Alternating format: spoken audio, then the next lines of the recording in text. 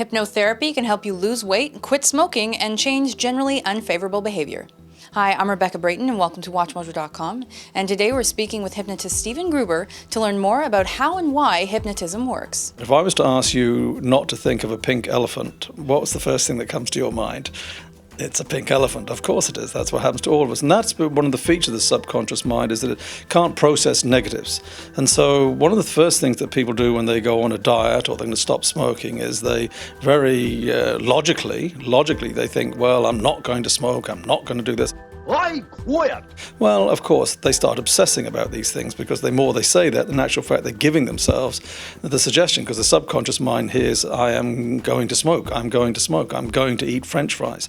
So what we learn from that is it's much easier to move towards a new habit to replace an old one rather than focusing on trying not to do the old one. So, for example, if you were somebody who smoked a cigarette as soon as you got up in the morning, don't go to bed thinking, I'm not going to smoke in the morning. That's going to guarantee you will. Tell yourself, the first thing I'm going to do is I must have a drink of water, or I must walk around the block, or you focus on that. It's much easier to move towards this new habit, as I say, than to push yourself away from the one before.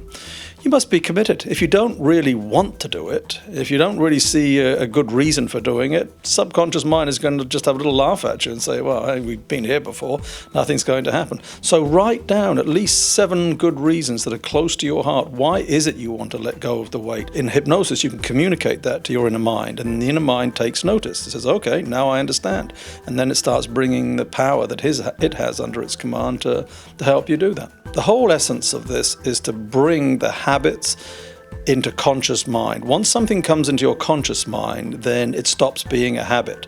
So some tips for doing that would be to never buy the same brand of cigarette as you're preparing to become a non-smoker, because of course, if you've ever smoked, there's a big taste difference between the different brands. Hold the cigarette in the opposite hand to the one that you normally do, so you can't help but start becoming aware of when you're doing this.